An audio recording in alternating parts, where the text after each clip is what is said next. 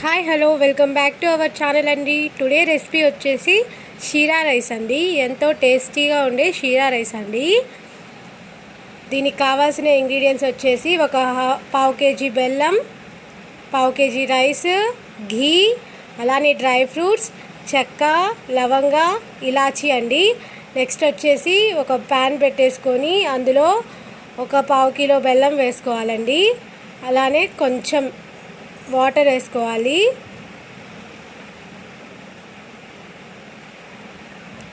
బెల్లం అంతా బాగా కరిగి పాకం రావాలండి. చూసారు కదా, ఇలా పాకం వచ్చింది.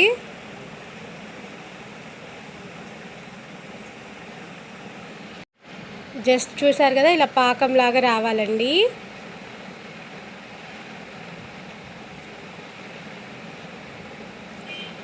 ఈ రెసిపీ వచ్చేసి మనకు అస్సలు వంట రాని వాళ్ళు కూడా చేసుకోవచ్చండి. చాలా సూపర్గా ఉంటుంది. నెక్స్ట్ ఇందులో వచ్చేసి కొంచెం ఫుడ్ కలర్ని యాడ్ చేసుకోవాలి.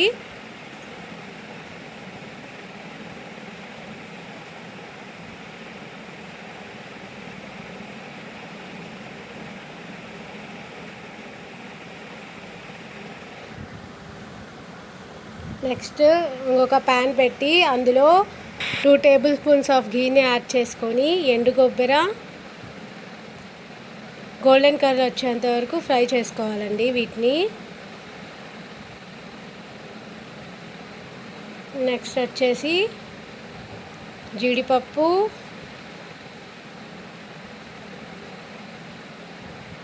చెక్క అండి, అది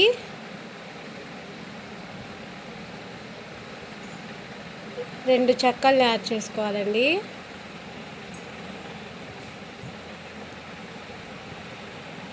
వీటన్నిటిని గోల్డెన్ కలర్ వచ్చేంత వరకు ఫ్రై చేసుకోవాలి. ఫ్లేవర్ కోసం అండి ఈ చెక్క, లవంగాలు. నెక్స్ట్ వచ్చేసి కిస్మిస్ని యాడ్ చేసుకోవాలి.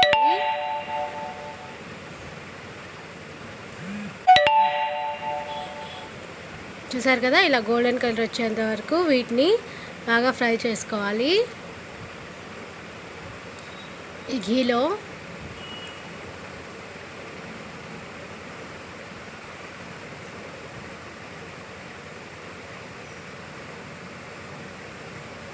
నెక్స్ట్ వచ్చేసి మనం ఇందాక చెప్పాం కదండి, ఆల్రెడీ బాయిల్ చేసి ఉంచుకున్న రైస్ అని చెప్పేసి ఆ రైస్ని ఈ పాకంలోకి యాడ్ చేసుకోవాలండి. అలానే కొంచెం సాల్ట్ వేసుకోవాలండి. ఈ రైస్ అంతా పాకానికి పట్టేంత వరకు బాగా కలుపుకోవాలి.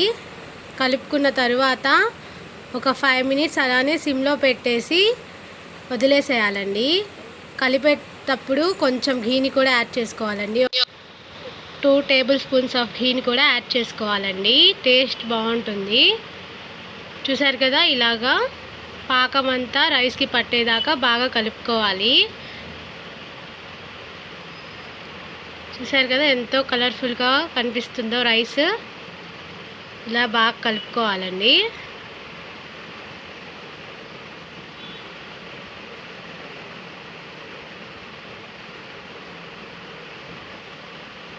చూసారు కదా, ఇలా రావాలండి మొత్తం. నెక్స్ట్ దీంట్లో 10 మినిట్స్ వదిలేసిన తర్వాత దీంట్లో ఘీని యాడ్ చేసాం. చూసారు కదా, ఇలా ఘీని యాడ్ చేసుకోవాలి.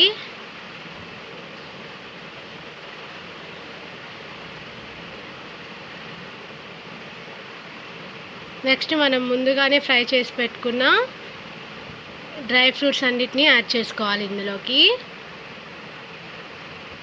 దీన్ని బాగా మిక్స్ చేసుకొని లో ఫ్లేమ్లో ఒక 5 మినిట్స్ వరకు వదిలేసేయాలండి, మూత పెట్టేసి. చూసారు కదా, ఇలా బాగా కలుపుకోవాలి.